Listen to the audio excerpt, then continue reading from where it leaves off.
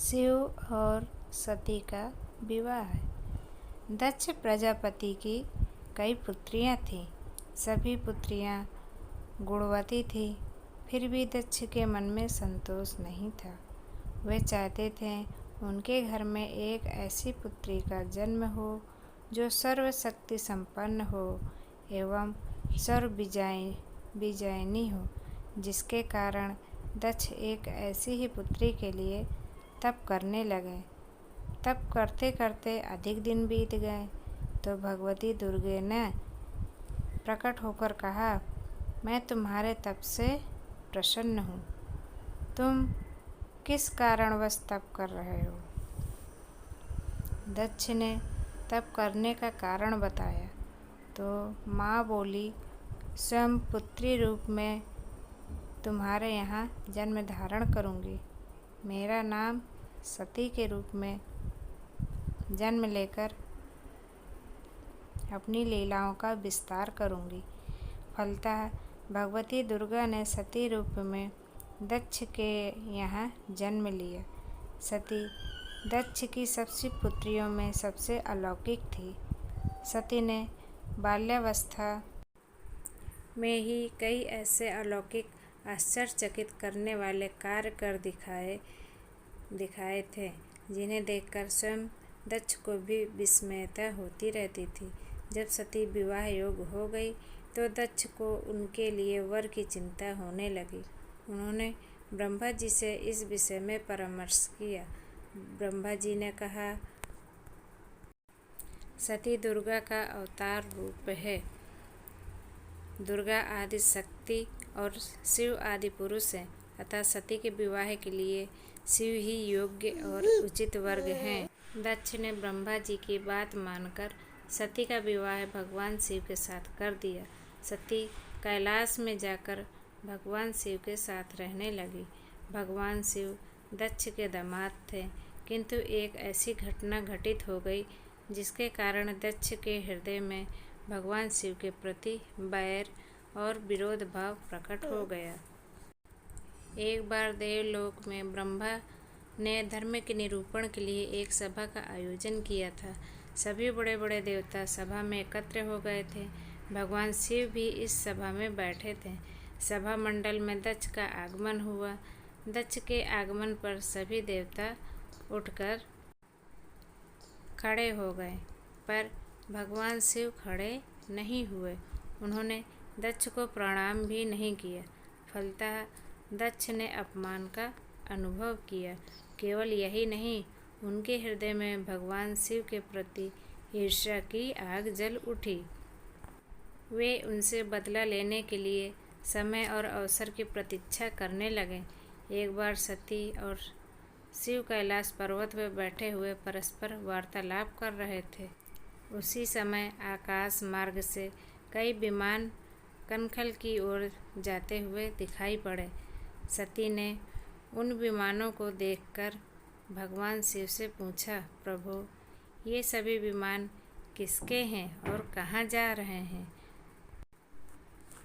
भगवान शंकर ने उत्तर दिया, आपके पिता ने बहुत बड़े यज्ञ का आयोजन किया है।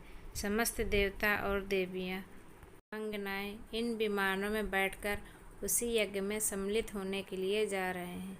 इस पर सती ने दूसरा प्रश्न किया, क्या मेरे पिता ने आपको यज्ञ में सम्मिलित होने के लिए नहीं बुलाया? भगवान शंकर ने उत्तर दिया, आपके पिता मुझसे बैर रखते हैं, फिर वे मुझे क्यों बुलाने लगे? सती मन ही मन सोचने लगी। फिर बोली, यज्ञ के इस अवसर पर अवश्य मेरी सभी बहनें आएंगी। उनसे मिले हुए बहुत दिन हो गए। यदि आपकी अनुमति हो तो मैं भी अपने पिता के घर जाना चाहती हूँ। यज्ञ में सम्मिलित हो लूँगी और बहनों से भी मिलने का सुअवसर मिलेगा। भगवान शिव ने उत्तर दिया, इस समय वहाँ जाना उचित नहीं होगा। आपके पिता मुझसे जलते हैं। हो सकता है वे आपका भी अपमान करें। बिना बुलाए किसी के घर जाना उचित नहीं होता है। इस पर सती ने प्रश्न किया, ऐसा क्यों? भगवान शिव ने उत्तर दिया, विवाहिता लड़की को बिना बुलाए पिता के घर नहीं जाना चाहिए, क्योंकि विवाह हो जाने पर लड़की अपने पति की हो जाती है। पिता के घर से उसका संबंध टूट जाता है। लेकिन सती पीहर जाने के लिए हठ करती रही, अपनी बात बार बार दोहराती रही। उनकी इच्छा देखकर भगवान शिव ने पीहर जाने की अनुमति दे दी। उनके साथ अपना एक गण भी साथ में भेज दिया। उस गण का नाम वीरभद्र था। सती वीरभद्र के साथ अपने पिता के घर गई। घर में सती से किसी ने भी प्रेम पूर्वक वार्तालाप नहीं किया। दक्ष ने उन्हें देखकर कहा, तुम क्या यहाँ मेरा अपमान करने आई हो?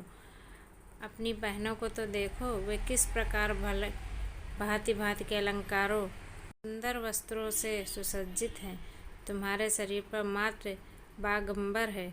तुम्हारा पति शमशानवासी और भूतों का नायक है। वह तुम्हें बागंबर छोड़कर और पहना ही क्या सकता है? दक्ष के कथन से सती के हृदय पश्चाताप का सागर उमड़ पड़ा। वे सोचने लगी, उन्होंने यहाँ आकर ठीक नहीं किया। भगवान ठीक ही कह रहे थे, बिना बुलाए पिता के घर नहीं जाना चाहिए। पर अब क्या हो सकता है? अब तो मैं आ ही गई हूँ। पिता के कटु और अपमानजनक शब्द सुनकर भी सती मौन रही।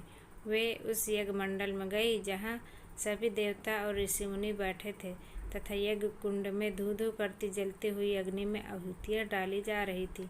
सती ने यज्ञ मंडप में सभी देवताओं के तो भाग देखे, किंतु भगवान शिव का भाग नहीं देखा।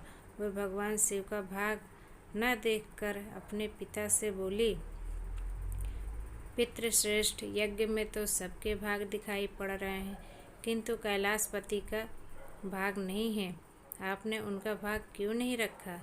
दक्ष ने गर्व से उत्तर दिया, मैं तुम्हारे पति शिव को देवता नहीं समझता। वह तो भूतों का स्वामी, नग्न रहने वाला और हड्डियों की माला धारण करने वाला है। वह देवताओं की पंक्ति में बैठने योग्य नहीं है। उसे कौन भाग देगा? सती के नेत्र लाल हो उठे। उनकी भवें कुटिल हो गईं।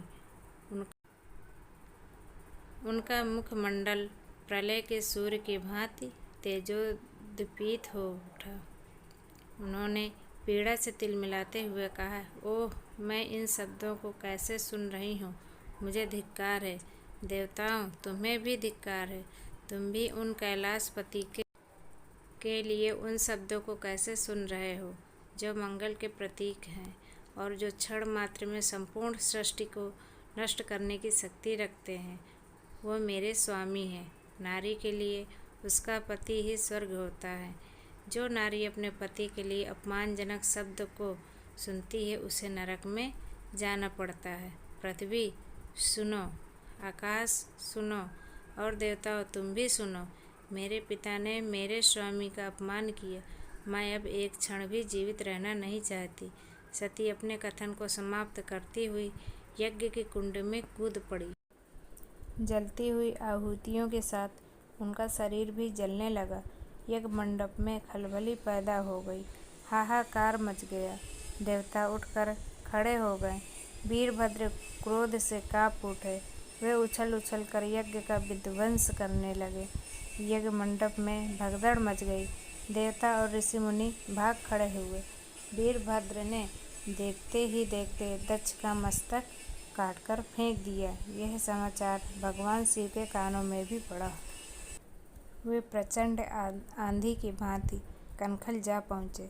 सती के जले हुए शरीर को देखकर भगवान शिव ने अपने आप को भूल सती के प्रेम और उनकी भक्ति से शंकर के मन को व्याकुल कर दिया। उन शंकर के मन को व्याकुल कर दिया जिन्होंने काम पर भी विजय प्राप्त की थी और सारी सृष्टि को नष्ट करने की क्षमता रखते थे।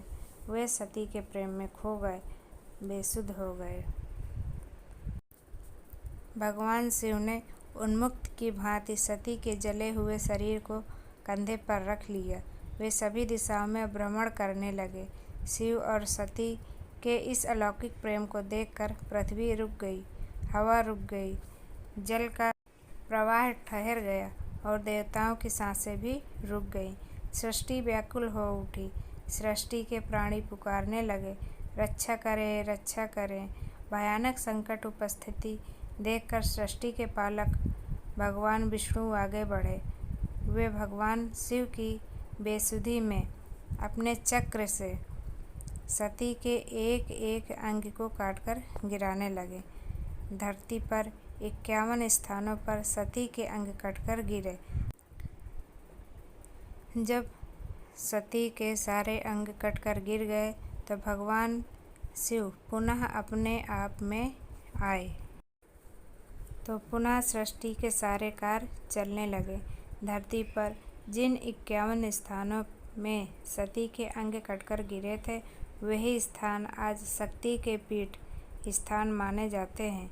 आज भी उन स्थानों में सती का पूजन होता है और उपासना होती है।